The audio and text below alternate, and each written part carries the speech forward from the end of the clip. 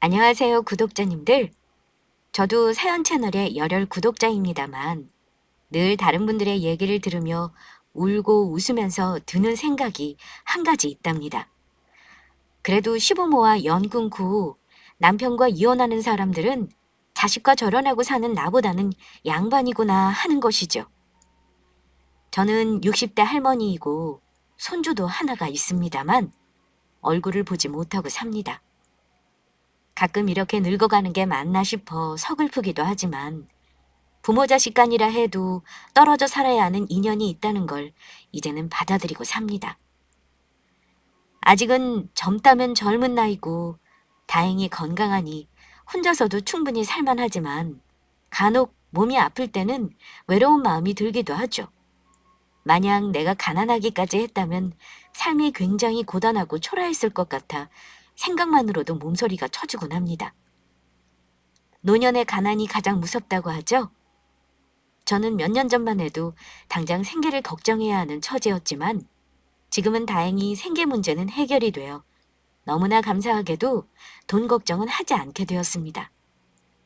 그래도 열심히 산 세월은 어떻게든 보상은 받나 봅니다. 원래 드라마보다 더 드라마틱한 게 인생 아닌가요? 제 인생이 뒤돌아보면 딱 그렇네요. 저한테는 아들이 하나 있어요. 올해 34이고 4년 전 결혼해 딸 하나 낳고 살고 있습니다. 저랑은 안 보고 산 지 오래입니다만 건너 소식은 듣고 있어요. 남편 죽고 나서 아들 하나 있는 거 조마조마한 마음으로 키웠습니다. 남편은 우리 아들이 고등학생일 때 암 선고받고 2년간 투병하다 고생만 하고 세상을 떠났네요. 아들이 고등학교 졸업하고 재수할 때 그렇게 되었으니 대학 입학하는 거, 군대 가는 걸 다 못 봤어요. 남편은 진작에 본인이 가망 없다는 거 알고 나서는 편하게 죽고 싶다고 항암도 다 중지하고 집에서 통증만 조절하다가 마지막 한 달은 호스피스에서 평안히 보냈습니다.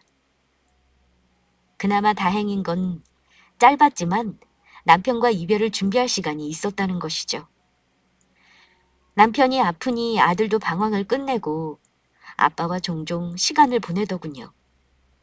다행히 남편이 대기업을 다녔어서 퇴직금을 비롯해 보험료며 돈이 나와서 당장 굶을 걱정은 없었습니다만 제가 돈벌이를 해야 아들 대학도 보내고 생계를 이어나갈 수 있는 형편이었습니다. 남편은 자기 몸 아프면서도 오직 저와 아들 걱정뿐이던 사람이었습니다. 당신 세상 물정도 모르는데 나 없으면 우리 정훈이랑 어찌 살 거야? 대학교 가면 학비 때문에 당신 힘들어질 거야. 내가 이렇게 갈 줄 알았으면 돈이라도 많이 벌어놨어야 하는 건데 내가 당신한테 너무 큰 짐을 주고 가는 것 같아서 미안해. 당신은 그런 말 할 게 아니라 얼른 낫겠다는 생각을 해야죠. 아직은 당신이 할 일이 많으니까 그런 약한 소리 말고 얼른 나을 생각을 해요. 남편은 자기 몸이 아프면서도 자기 죽고 난 뒤에 혹여 제가 힘들게 살까봐 이런저런 궁리를 많이 하는 듯 보였습니다. 얼마 안 되는 재산이지만 내가 문제없이 다 정리해주고 갈 거야. 근데 이거 하나는 꼭 명심해. 여보, 아무리 아들이 중해도 나중에 죽기 전까지는 절대 모든 재산 다 넘기지 말어.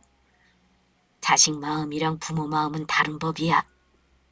내가 정훈이한테 아빠 없으면 네가 엄마 지켜야 한다고 신신당부를 했어. 근데 당신 알다시피 우리 정훈이가 외동이라 그런가 조금 이기적인 구석이 있는 게 걱정이네. 우리 정훈이가 불효자는 아니지만 그래도 사람 일 모르는 거니 혹시나 해서 정훈이랑 약속한 게 있거든. 내가 이거 줄 테니 잘 보관하고 있어. 그러더니만 저에게 상자 하나를 건넸습니다. 정훈이랑 무슨 약속을 해? 설마 나중에 엄마한테 불효하면 혼날 줄 알아라 뭐 그런 거 각서 쓴 거야? 그런 거랑 비슷하지. 그래도 말로만 하는 것보다 아빠랑 둘이 정식으로 진지하게 약속하는 게 책임감이 더 느껴질 거야. 나중에 아들놈이 말 안 들으면 당신도 협박할 수단은 있어야지. 당신도 참, 나는 자식한테 효도 같은 거 안 바래. 내가 해주는 것도 없이 무슨, 그냥 자기 앞가림만 잘하면서 크는 것만 해도 감사하지. 사람 일은 모르는 거니까. 아무튼 내 말대로 해. 나중에 혹여 힘든 일 있으면 꼭 열어보란 소리야. 남편이 건넨 상자를 열어보니 거기에 집 등기 권리증, 각종 세금과 보험 관련 서류 등 남편이 가고 난 후 제가 알고 있어야 할 서류가 한가득이었습니다. 그리고 유언장과 상속 관련 서류들이 있었습니다. 그리고 상자 안에는 남편이 오래전부터 가지고 있었던 소중한 것들도 있었어요. 다름 아닌 우리가 어려운 시절에 만나 서로 연애하던 시절 주고받은 편지와 사진들이 있었습니다. 그것들을 보니 새삼 남편과 함께한 세월 동안 왜 그리 많이 싸우고 왜 그리 아껴주고 살지 못했나 하는 후회가 밀려오더군요. 남편은 제 눈에 눈물이 고이는 거 보더니만 제 손을 꼭 잡고서 이런 말을 조심스레 해주었습니다. 당신, 이거 내가 고이고이 간직하고 있다는 거 몰랐지? 이런 거 꺼내보는 게 때로는 위로가 될 거야. 당신한테 다 주고 갈게. 그리고 나중에 혹시나 살다가 힘들면 내가 남긴 편지들 하나씩 꺼내서 읽어봐. 그리고 여기 빨간 봉투에 든 건 혹시나 해서 내가 남겨놓은 건 당신 정 힘들 때 도움 줄 수 있는 거니까 그때 열어보도록 해. 그리고 이 집은 나 죽고 나서 상속으로 처리하면 돼. 정훈이가 성인이니 아마 당신이랑 집은 나눠서 상속받게 될 거야. 다른 건 내가 당신 편하도록 정리할 테니까 잘 간직하고 있어. 알았어요. 내가 잘 보관할 테니 걱정하지 말아요. 남편은 이렇게 말하며 저에게 한 상자 가득 담긴 편지를 건네주더군요. 남편의 마음이 고맙기도 하고 또 한창 나이에 이렇게 죽음을 준비해야 하는 게 한없이 불쌍하게 느껴져 얼마나 울었는지 모릅니다. 저는 다른 무엇보다 그 조그만 상자 하나가 남편이 남겨준 것 중에 가장 소중한 보물로 느껴져서 늘 고이고이 간직해 두었습니다. 살면서 힘들 때는 남편과의 추억이 담긴 사진을 꺼내보기도 했고 또 남편이 남긴 편지를 꺼내 읽어보기도 했죠. 너무 소중하고 아끼다 보니 차마 열어보는 게 아까울 정도였습니다. 남편이 죽고 나서 참 많이 힘들었습니다. 상속받은 집은 성인인 아들에게도 지분이 있었습니다. 남편이 집과 얼마간의 현금을 남겼지만 제가 일을 안 하고 놀 수는 없는 상황이었습니다. 뒤늦게 집에만 있던 중년주부가 취직하는 게 어려운 일이었는데 운 좋게 시에서 위탁으로 운영하는 스포츠 센터에서 시설미화원 정규직으로 채용이 되어 그 해부터 쭉 3년 전 은퇴할 때까지 급여 소득자로 살았습니다. 큰 급여는 아니었어도 안정적인 생활을 보장해 줬으니 제가 아들 장가 보낼 때까지 마음이 참 편했습니다. 수입이 줄어든 상황에서 아들이 군대 다녀와 복학을 하니 등록금 때문에 허리가 휠 지경이었습니다. 비싼 등록금 때문에 4학기 정도는 어쩔 수 없이 학자금 대출을 받았는데 아들이 나중에 졸업하고 나서 직장에 취직하고 난 이후까지 한동안 갚느라고 애를 많이 썼죠. 제가 50대 초반에 갑상선 수술을 하고 나서 건강이 안 좋았던 적이 있었어요. 잠시 질병휴직을 하는 바람에 그때 아들 대출을 같이 못 갚아줘서 참 미안한 마음이 있습니다. 아마 아들이 말은 안 했지만 힘들었을 거라 짐작은 합니다. 사실 우리 아들은 말수가 워낙 없는 편인데 엄마 속 안 썩이고 순하게 큰 놈은 아닙니다. 고등학교 때 사춘기를 고3 때까지 한 놈이에요. 공부 하나도 안 하고 엄마 속을 얼마나 긁어놓았는지 모릅니다. 아들 키워본 엄마들은 아마 제 말이 무슨 말인지 아실 거예요. 저는 아들이라 생각 안 하고 우리 집 사는 하숙생이라 생각하고 밥만 잘해줬어요. 사소한 잔소리라도 하는 순간 집을 뛰쳐나갈 것처럼 행동했던 놈이라 하루하루 얼마나 가슴을 졸이며 살았는지. 그 시절에 우리 아들이 툭 하면 하는 말이 엄마, 제발 내가 알아서 할 테니까 아무 말도 하지 마. 나 좀 내버려둬. 엄마가 뭘 알아? 이런 말이었습니다. 너 엄마한테 왜 그리 버르장머리가 없니? 아빠 아파서 엄마 힘든데 너까지 이렇게 엄마 속상하게 할 거니? 아빠 아픈 게 내 책임은 아니잖아. 엄마가 잔소리하면 공부하는 거 더 싫으니까 그냥 아무 말 하지 말라고.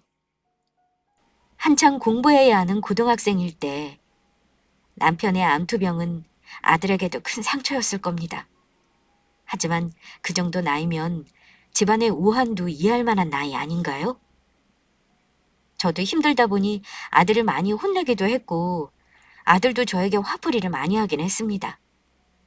아픈 남편이지만 중간에서 아들과 저 사이를 중재하는 사람이 있고 없고 차이는 참 크더군요. 아들이 한 번씩 저러고 히스테리를 부릴 때면 저는 조용히 입을 닫고 아들을 기다려주는 것밖에 할 수 있는 게 없었죠.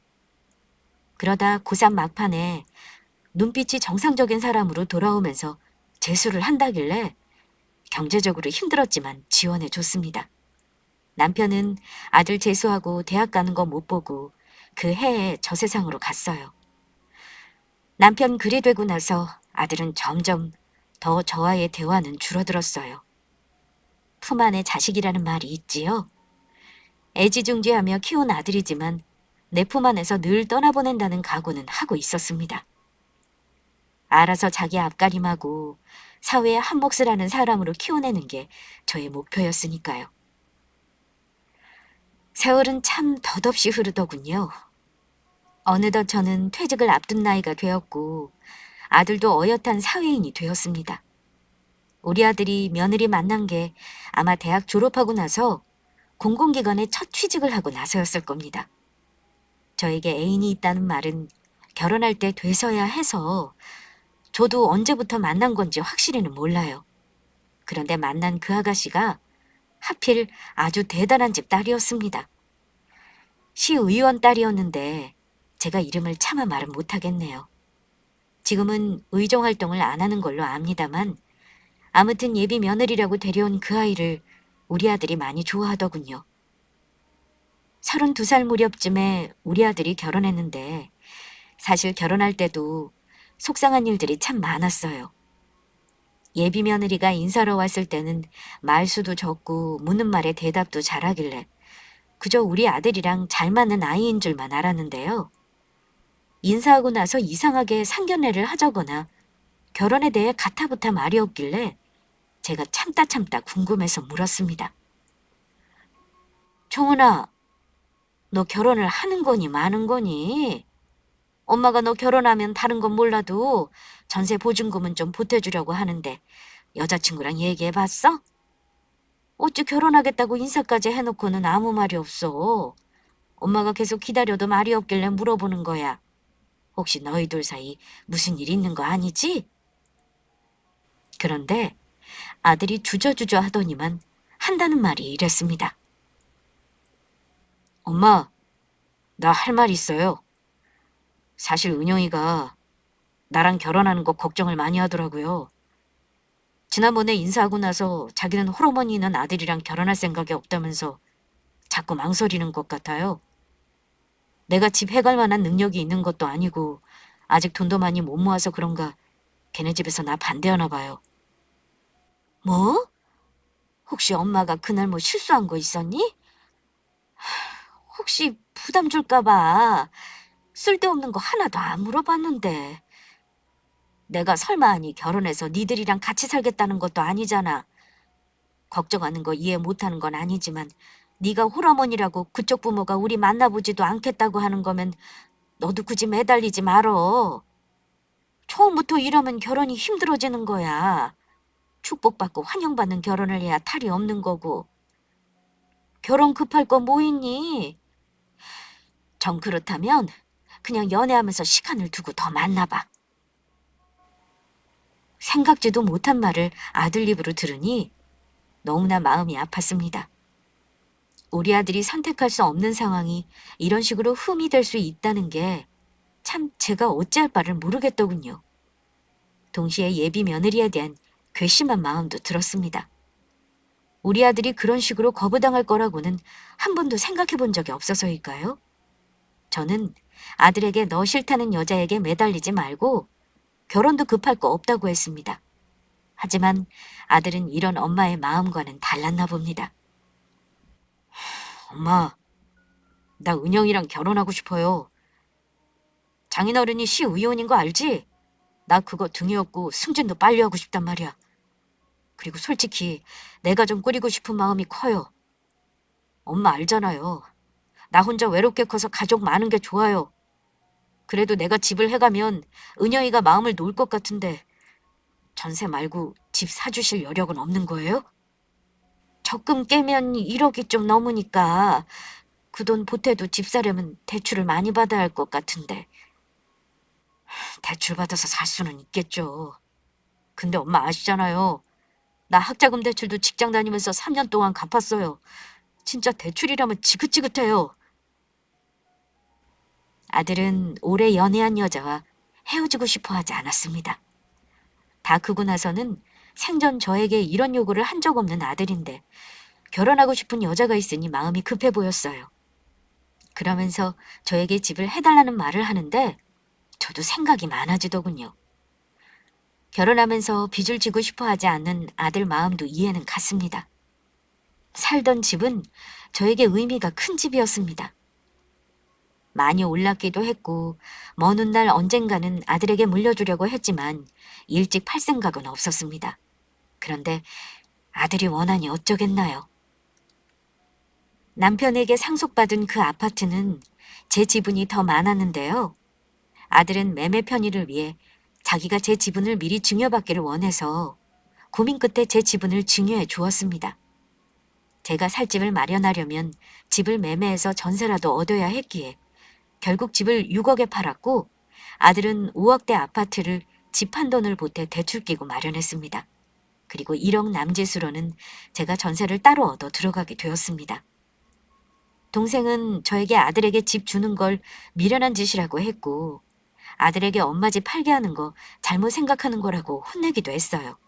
그래도 부모는 자식이 원하는 대로 해주게 되는 것 같습니다. 그렇게 집까지 팔아 결혼시켰더니만 결혼하고 나서 아들은 자기 마누라에게 정말 잡혀 살면서 전혀 낯선 사람이 되어버리더군요.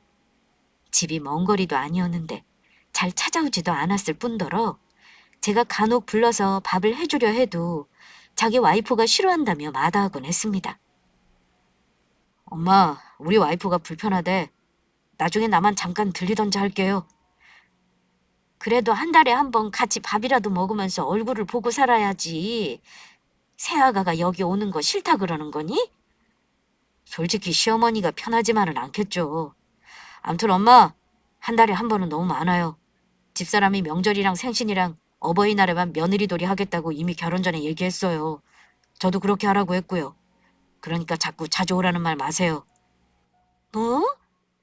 아니 가족들끼리 얼굴 보고 사는데 횟수를 정해놓고 본다는 거야? 네 처가에도 그렇게 하니? 엄마는 서운하구나. 엄마 이러시는 거 요즘에는 며느리들이 시어머니 갑질이라고 싫어하는 거 알죠? 우리 쿨하게 삽시다. 엄마 아직 젊은데 나 언제 올까 기다리지 말고 엄마 인생 살면 좋잖아요. 홀가분하게. 아들이 하는 말에 그날 참 서운했던 기억이 나네요. 결혼한 부부가 그렇게 뜻을 모았다는데 제가 오라가라 고집을 부리면 소위 말하는 진상 시어머니가 될 것 같아 별말하지 않았습니다. 하지만 내가 우리 아들을 저리 키웠나 싶은 게 한동안 마음이 참 힘들었네요. 지켜보자니 우리 아들은 거의 처가의 대릴사위처럼 자라더군요. 처갓집이랑 일부러 가까운 거리에 집을 산 것도 자주 왕래를 하고 싶어서였겠죠. 아마 그건 며느리 뜻이었을 거라고 생각합니다. 그래도 결혼 초기에는 며느리 말대로 명절, 어버이날, 내 생일과 제 아버지 기일은 챙기긴 했습니다. 며느리는 시모인 저에게 말 한마디 살갑게 건넨 적이 없는 아이입니다. 늘 쌀쌀맞았고 불만스러운 얼굴이었어요. 저는 아들 결혼시키면서 무리한 예단을 요구한 적도 없었습니다. 그런데도 저를 부담스러워 하더군요. 그러다가 임신을 했다는 소식을 들었을 때 제가 너무 기뻐서 전화를 한 번 했던 적이 있었는데요. 그때 며느리에게 참 서운한 말을 들었습니다. 새아가, 너 아기 가졌다며? 축하한다. 입덧 심할 텐데 혹시 뭐 먹고 싶은 건 없니? 입덧이 심한데 먹고 싶은 게 있겠어요. 먹고 싶은 건 됐고, 사실 어머니, 저 부탁 하나 할게요. 부탁? 그래, 내가 들어줄 수 있는 거 다 들어줄 테니까 말해봐. 첫 손주를 본다는 기쁨에 축하 전화를 한 저에게 며느리는 참으로 황당한 요구를 했습니다. 어머니, 죄송하지만 저 임신했을 때는 시댁 때문에 스트레스 받고 싶지 않아요. 안정해야 하는 시기이기도 하고 제가 몸이 많이 약해서요. 가급적이면 연락하지 말아주셨으면 해서요. 솔직히 말씀드리면 저 어머니 번호가 핸드폰에 뜨는 거 보기만 해도 조금 스트레스를 받는 편이라서요. 임신 중이니까 저 힘든 건 말씀드려야 할 것 같아서 그래요. 부탁 좀 드릴게요. 대놓고 말해 자기에게 전화도 하지 말라는 뜻이었죠. 어쩌겠나요. 시어머니 전화번호만 봐도 가슴이 두근거린다니 참... 내가 며느리에게 뭘 잘못한 게 있나 곰곰이 생각을 해봐도 도무지 모르겠더군요. 며느리는 홀심으라는 저의 존재 자체가 부담이었을까요? 마치 자기가 우리 아들하고 결혼을 해준 거라는 태도로 늘 아들을 쥐고 흔들어대니 우리 아들도 며느리에게 휘둘릴 수밖에 없었죠. 속상하지만 장가간 아들에게 며느리에 대해 이러쿵저러쿵 할 수는 없는 일이라 저는 며느리 말대로 했습니다. 며느리 임신 기간 동안 얼굴 본 건 몇 차례 되지도 않아요. 제가 간간히 반찬이나 먹을 거 해서 보내곤 했죠. 손주 낳았다는 소식에 병원비 보태라고 봉투에 100만 원을 넣어 병원에 갔는데 아들이 난감해 하더라고요. 집사람이 아기를 보여주는 거에 예민하니 3, 7일이 지나고 왔으면 한데서 저는 병원비 봉투만 건네주고 왔습니다. 내리사랑이라고 하지요. 아들도 그랬지만 손주는 정말 예쁘고 보고 싶더군요. 그런데 아이를 낳고 나서 아들 녀석 내외는 어찌된 일인지 저를 찾으려 하지 않았습니다. 어쩌다가 집에 오면 오래 볼 수도 없었습니다. 잠시 앉았다가 바쁜 일이 있다며 몇 마디 말도 나누지 못했는데 자리에서 일어나 가버리고 나면 저는 더욱 허전함과 외로움을 느꼈습니다. 며느리는 어쩌다 한 번 와서 제가 마련한 식사를 거의 입에 대지 않았고 심지어 아기가 마실 물이나 자기가 먹을 음식을 따로 싸와서 저를 민망하게 만들기도 했습니다. 제가 하는 음식이 깨끗하지 않아서 먹기 싫다는 말을 들었는데 집에서 해먹지 말고 나가서 외식하자는 말을 하던 게 우리 며느리였습니다. 그때는 저도 못 참고 처음으로 며느리에게 싫은 소리를 좀 했네요. 아무렴 내가 자식들 줄 음식을 더럽게 했겠냐고 혼을 좀 냈는데 그게 참 어이없는 일로 되돌아왔습니다. 아들이 얼마 후 집에 혼자 오더니만 할 말이 있다더니 난데없이 하는 말이 저와 이제부터 얼굴 안 보고 살고 싶답니다. 엄마, 우리 그냥 얼굴 보지 말고 살자. 나 사실 집사람이랑 엄마 때문에 싸운 적 많아요. 집사람이 엄마가 부담스럽고 싫다면서 나더러 중간에서 똑바로 하라잖아요. 엄마가 지난번에 싫은 소리 한 번 한 거 가지고 다시는 엄마 안 찾겠다고 나랑 많이 싸웠어. 엄마, 나 출세하려면 장인어른 도움 받아야 하는 거 알죠? 엄마보다는 처가에 잘해야 내 앞날이 창창한 게 보여요. 근데 엄마 때문에 계속 부부 사이가 안 좋으면 내가 도움을 받을 수 있겠냐고요. 그래서 너 지금 엄마랑 아예 안 보고 살고 싶다 이거니? 엄마가 네 앞길 걸림돌이라 이거야? 엄마, 솔직히 굳이 안 보고 산다고 해서 지금이랑 크게 다를 것도 없잖아요. 우리 장인어른 꽤나 파워 있는 분이라고요. 엄마는 내가 직장에서 월급쟁이로 만족하는 사람인 것 같아요? 나는 이걸로 만족 못해요. 정말 성공하고 싶어서 마음 독하게 먹은 거니까 엄마도 내 상황을 좀 이해해줘요. 내가 너한테 용돈을 달라고 하든 아니면 자주 오라고 했어? 며느리더러 와서 일을 하라고 시키기를 했니? 엄마가 아빠 없이 너한테 애쓴 거는 아무 소용이 없는 거구나. 엄마는 효도받는 거 원하지도 않아. 그저 가끔 손주 얼굴 보여주고 니들끼리 잘 사는 거 그거 하나만 바랬어. 근데 엄마랑 안 보고 살고 싶다니. 엄마가 정말 너를 잘못 키웠다 싶구나. 마누라가 홀시어머니 싫다고 해도 너는 엄마한테 그러지 말아야지. 암튼 나 두 말 안 해요. 나도 우리 집사람이랑 딸이 있으니 내 가족이 우선이지. 나 엄마한테 받을 재산도 없잖아요. 엄마 사는 집 보증금은 엄마 노후로 쓰세요. 나 욕심 없어요. 대신 앞으로 저한테 부양의 의무 같은 거 바라지 말아주세요. 그게 제 요점이에요. 아들은 저리 매정하게 저와 연을 끊고 살자더군요. 처가에게 잘 보여야 출세할 수 있다고 제가 걸림돌이라는데 어쩌겠나요. 그냥 하는 소리인 줄 알고 며칠을 보냈고 아들 전화를 기다리며 한 달, 그리고 또 한 달. 이렇게 몇 달을 흘렀지만 아들은 전화 한 통이 없었습니다. 나중에는 하염없이 서글프고 슬프더군요. 명절에 혼자 음식을 해서 먹고 나서 동생이 왔는데 저 혼자 있는 거 보고 같이 앉아서 울어줬습니다. 솔직히 말하면 저도 아들에게 이런 취급을 당하게 될 줄은 정말로 몰랐습니다. 그런데 문득 남편이 살아생전에 저에게 남겨줬던 유품 상자가 떠올랐네요. 힘들 때 꺼내보라던 여러 편지들. 차마 열어보기 아까워 개봉도 못한 편지도 있었는데 갑자기 떠오르더군요. 고이 모셔놨던 상자를 열어 남편이 남긴 편지를 읽다가 개봉하지 않은 빨간색의 두툼한 봉투를 열어보게 되었습니다. 거기에는 남편의 편지가 들어있었는데요. 남편이 편지에 써놓기를 저를 남겨놓고 빨리 세상을 떠나 미안하다는 말과 함께 혹시 금전 문제나 아들과의 갈등으로 도움이 필요하면 적어놓은 주소로 연락을 해보라는 글을 적혀 있었는데요. 그 사람은 저도 아는 사람이었습니다. 남편 생전에 친하게 지냈고 상속 문제 처리할 때 도움을 줬던 남편의 변호사 친구였거든요. 이제 와서 내가 남편 친구에게 무슨 도움을 받겠나 싶었어요. 아들이 저와 안 보고 산다고 해서 자식을 고소할 수도 없는 노릇이니까요. 속상한 마음에 한쪽 구석으로 치워놓고 또 얼마간의 시간이 흘렀죠. 그러다가 제가 마음을 바꿔먹은 계기가 있었습니다. 제가 주차장에서 넘어져 슬개골 골절이 되어 119에 실려간 적이 있었습니다. 그런데 구급대원이 보호자에게 전화를 하라더군요.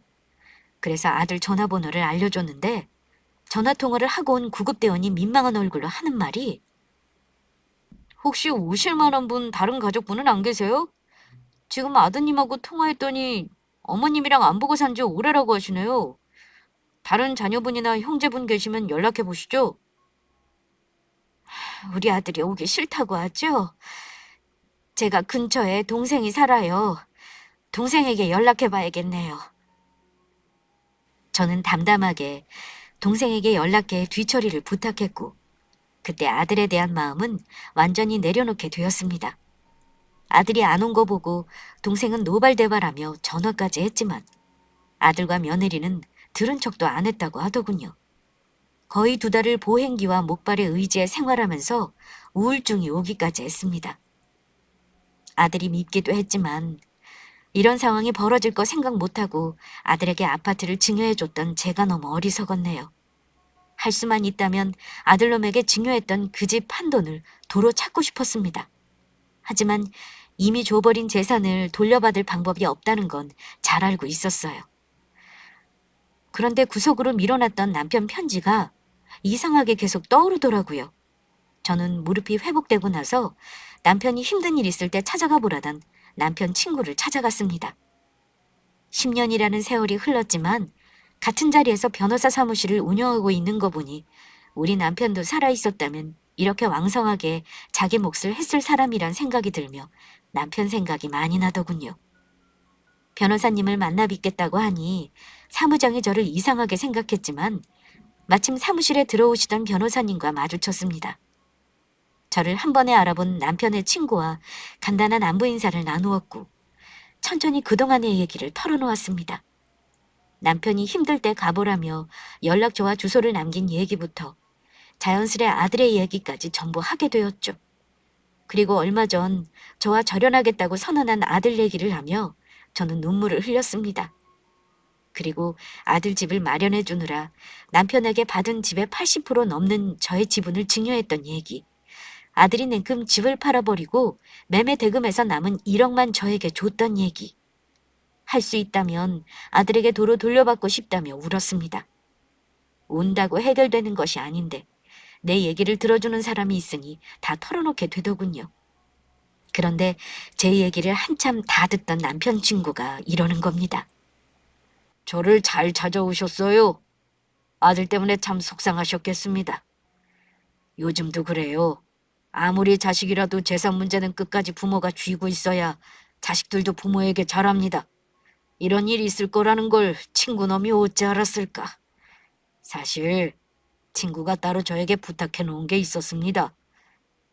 사실 저를 안 찾아오시는 거 보고 잘 사시는구나 하고 마음 놓고 있었는데 친구놈이 아마 해안이 있는 놈이었나 보네요. 걱정 마세요. 제가 다 해결할 테니까 저만 믿으시면 됩니다. 그러더니 금고 안에서 남편이 저에게 줬던 똑같은 봉투를 꺼내서 거기서 서류 몇 장을 조심스레 꺼내더군요. 그게 뭔가요? 그걸 남편이 남겼나요? 유언장이라면 저도 잘 보관하고 있는데요. 이건 유언장 아닙니다. 그때 친구가 자필로 유언장 작성할 때 상속재산 지분을 재수 씨가 많이 가지는 걸로 한 거 기억나시죠? 한창 친구놈이 암투병할 때 아들을 데리고 우리 사무실에 온 적이 있었어요. 그때 작성한 계약서입니다. 한번 보시겠어요? 한 번 준 재산을 돌려받을 수 없는 게 원칙이지만 이런 식으로 증여 계약을 해두면 도로 찾아올 수 있어요. 네? 증여 계약이라니요? 저는 금시초문인데요. 자, 이거 보고 설명드리죠. 그때 친구놈이 아들 데리고 와서 그러더군요. 나중에 상속재산을 엄마에게 증여받을 사유가 생길 경우 계약서 조항을 어기면 증여를 해지할 수 있다고 말입니다. 증여할 재산을 처분할 경우에도 계약 조항을 어기면 재산가액에 해당하는 돈을 엄마에게 돌려주라고 이걸 작성했어요. 대신 아들 지분도 상속할 때 20%로 해주겠다고 했죠. 이건 제가 공증했습니다. 설명을 듣고 나서 계약서를 살펴보니 만약 아들이 엄마인 저에게 폭력 등의 범죄 행위를 했을 경우나 부양 의무를 이행하지 않을 경우 증여받은 재산을 해지할 수 있다고 해놨더라고요. 특히 부양 의무는 굉장히 구체적으로 작성을 해놨더군요. 한 달에 2번 이상 찾아오지 않거나 엄마 건강 문제를 방임하거나 집안 경조사나 명절에 참석하지 않는 것 등등이 포함되어 있었습니다. 아들은 자필과 지장으로 서명을 했고요. 새삼 남편이 참 대단하다 싶었습니다. 요즘은 세상이 변하다 보니 이런 일이 빈번하게 있어요. 어쨌든 재수 씨 노후에 자식이 이런 식으로 나오는데 가만히 있으면 안 되는 문제는 확실합니다. 제가 알아서 소송 진행해 드릴 거니까 아무 걱정하지 마세요. 그러더니만 저에게 몇 가지를 묻고 서류를 보내달라기에 시키는 대로 다 해줬습니다. 얼마 후 변호사 사무실에서는 제 아들을 상대로 증여 취소 소송을 걸었습니다. 변호사 사무실에서 대리해주는 거라 저는 무슨 서류가 어떻게 송달되는지 자세히는 몰랐습니다. 그런데 얼마 후 한 번도 연락이 없던 아들놈이 다급한 목소리로 연락을 하더니만 집으로 오겠다고 했습니다. 물론 소송 때문에 연락한 거였어요. 아들은 마음이 급했는지 주말이 되자마자 집으로 와서 저에게 안부도 묻지 않고 이러더군요. 엄마, 나한테 지금 뭐 하는 건지 모르겠네. 이게 뭐예요? 소송? 그것도 집 한 돈에 이자까지 해서 5억이 넘게 달라니 이미 나한테 준 걸 왜 달라는 건데요? 빨리 소송 취하해줘요. 우리 집 지금 발칵 뒤집혔다고요. 너는 2년 만에 엄마 파놓고서 잘 지냈냐 먼저 물어보는 게 어렵니? 됐다. 내가 너한테 뭘 바란다고. 소장 받았으니 알겠구나. 엄마가 너한테 증여해주고 집 팔아서 집 마련해 준 돈 도로 돌려줘. 너 아빠 돌아가실 때 계약서 쓴 게 있더구나. 내용은 네가 잘 알고 있지? 계약을 위반했으니 내가 돌려받는 게 당연한 거야. 너 사는 집 팔아서 엄마한테 줘. 싫다면 어디 끝까지 한번 해보도록 해. 그게 언제적 계약서래요? 엄마, 그거 나 재수생일 때 쓴 거야. 20살짜리 애가 뭘 알았겠어요? 너 그때 성인이었어. 아무튼 엄마는 너한테 너무 실망했어. 내가 너한테 부양 같은 거 바라지도 않아. 노년의 자식한테 재산 다 빨리고 가난하게 사는 게 무슨 소용인가 싶더구나. 엄마는 법대로 할 거야. 무슨 말인지 알아들었으면 돌아가. 저에게 미안하다는 말 한마디만 진심으로 했다면 저는 소송 취하를 고려했을지도 모릅니다. 하지만 아들은 여전히 이기적이었고 아나무인이기까지 했습니다. 소송은 1년 넘게 진행이 되었고 결론부터 말씀드리면 제가 승소했습니다. 저는 강제 집행 권원을 얻어 아들놈 재산을 압류할 준비도 마쳤습니다. 바로 지급 명령까지 신청해 아들에게 보내버렸어요. 그리고 재산 명시 신청까지 했습니다. 아들은 그때까지도 설마 했던 것 같습니다. 그런데 지급 명령이 송달되고 나서 놀랐던가 봅니다. 홀 시어머니라 제가 싫다 하던 며느리와 같이 저에게 찾아와서는 무릎까지 꿇어가며 사과하더군요. 시어머니를 무시하던 며느리였고 자존심이 세서 절대 남에게 수그리는 법이 없는 아이인데 아들놈과 같이 와서 머리를 조아리며 죄송하다고 하더군요. 어머니, 그동안 저희가 철이 없었어요. 제발 용서해 주세요. 정말 저희한테 돈 돌려받으실 건 아니시죠? 우리 딸 얼굴 보신 지 오래되셨잖아요. 이쯤 했으면 저희 다 알아들었어요. 이제 그만하시고 예전처럼 우리 왕래하면서 살아요. 네? 엄마, 이 사람 말이 맞아요. 저도 지난번에 엄마 찾아와서 못되게 군 거 사과할게요. 엄마 정말 돈 내놓으라는 거 아니고 나 혼내주려고 이러시는 거 다 알아요. 엄마, 이제 시간도 많이 지났고 이 사람이나 나나 정말 엄마께 못한 거 후회하고 있으니까 이제 그만하세요. 역시 아들내외는 제가 재산을 돌려받는 걸로 판결이 나니까 인정에 호소하며 제가 가장 마음이 아픈 부분을 가지고 설득하더군요. 앞으로는 손녀딸도 보고 살자며 말입니다. 하지만 저는 이제야말로 아들이랑 완전히 이별해야겠다 싶었습니다. 이제는 안 보고 사는 게 서로에게 낫겠다는 마음이 들었어요. 이제와 없던 일로 할 거였으면 시작도 안 했다. 소송 결과대로 할 거니까 니들이 엄마 돈 다시 돌려주는 거 방법 잘 찾아봐라. 돈이 없으면 네 집을 팔아야 하지 않겠니? 시간 많이 줄 생각 없어. 딱 3달 주마. 엄마, 정말 왜 이러세요? 저 이 사람하고 이혼하는 거 보고 싶으세요? 내 알 바 아니니 알아서 해. 그 집 네 명이 아니냐? 네가 처분해서 돈 마련해라. 덕 보고 싶다는 네 처가에 들어가서 살면 되겠구나. 둘 다 돌아가. 엄마는 너희들 자식 며느리로 생각 안 하련다. 그러니 앞으로도 니들은 해온 대로 그렇게 살아. 어머니, 저희 친정아빠 이번에 공천 못 받으셔서 의원 노릇도 못하고 계세요. 게다가 사업도 힘드신데 저희가 어떻게 친정에 가요? 저 친정 들어간다고 하면 아빠한테 맞아 죽어요. 네 말 맞다나 남편이랑 이혼을 하던지 하고 너랑 네 딸만 책임져 달라고 하지 그러니 나도 두말 안 하마. 판결 난 대로 해. 안 그러면 남은 재산도 다 못 지킬 각오를 해야 할 거야. 엄마가 너희 혼내주려는 생각만으로 이렇게 크게 일을 벌린 줄 아니? 나는 아무리 부모 자식 간이라도 예의는 지켜야 한다고 생각하는 사람이다. 먼저 영 끊고 살자가 온 건 정훈이 너야. 엄마도 다시는 안 볼 생각으로 소송한 거니 돈이나 준비해라. 엄마, 그 큰 돈을 어떻게 마련하냐고요. 그동안 대출 갚느라고 모아놓은 돈도 없단 말이에요. 엄마는 정말 저 처가살이 하기를 바라세요? 처가살이 자처하던 네가 그런 말하니 우습구나. 한 입 가지고 두 말하는 거니? 이제 엄마 말할 기운도 없어. 법대로 할 거라고 했으니까 알아들었으리라 믿는다. 당장 내 집에서 나가라. 저는 사정사정하면서 용서를 비는 아들내외를 집에서 내보냈습니다. 3달 말미를 줬는데 그 기간 안에 집이 안 팔리더군요. 아들에게 돈을 받으려고 거의 반년을 기다렸습니다.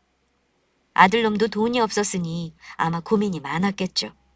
하지만 초라하게 늙다가 고독사하는 할머니가 되기 싫었던 저는 마음을 독하게 먹었습니다. 결론부터 말씀드리면 저는 아들에게 판결문대로 이자까지 져서 5억이 넘는 돈을 잘 돌려받았습니다. 저의 노후자금으로 잘 쓰려고 목돈 예금으로 묶어놓았어요. 아들 내외는 아마 며느리 친정집으로 들어간 걸로 압니다. 재산 문제가 다 정리되고 나서 1년이 흐른 지금도 저는 아들과 절연 상태입니다. 저는 아들이 진심으로 뉘우치고 미안하다는 말 한마디를 하면 다 용서할 수 있는 마음임에도 아들에게는 미안하다는 그 한 음절의 말이 그렇게도 어려웠나 봅니다. 소식을 듣자니 아들은 여전히 출세는커녕 다니던 직장에서 승진도 못하고 있다네요. 시의원이었던 며느리 친정아빠가 무슨 사건에 휘말리는 바람에 이제는 시의원이 아니라니 장인어른 등에 업고 출세하고 싶다던 소망은 어긋난 셈이죠. 제가 느낀 건 이래요. 부모는 자식을 절대 짐으로 여기지 않고 늘 믿는 마음을 갖고 있는 법입니다. 하지만 자식들은 하나밖에 없는 부모를 무거운 짐처럼 여기고 배반을 해도 가책을 전혀 느끼지 않는다는 겁니다. 예전과는 비교도 안 되게 교육 수준이 높아지고 물질 만능 시대가 되다 보니 제 아들처럼 배은망덕, 불효막심한 자식들이 속출하고 있는 게 슬픈 현실이죠. 그러니 저를 보시고 우리 구독자분들은 자식에게 물려줄 재산을 저처럼 절대 먼저 다 주지 마세요. 아무리 부모 자식이라고 해도 자식은 부모와 같은 마음이 아닙니다. 그러니 재산을 볼모로 잡고 자식들에게 강제 효도라도 받으시길 바랍니다. 이런 조언을 한다는 게 서글프지만 별 수 있나요? 이런 일이 비일비재하니 그런 계약서도 존재하는 거 아니겠어요? 저의 이야기는 재미로만 들으시고 우리 구독자분들에게는 절대 이런 일이 없길 바라겠습니다. 부끄러운 저의 사연은 여기까지 하겠습니다. 들어주신 모든 분들께 감사드립니다.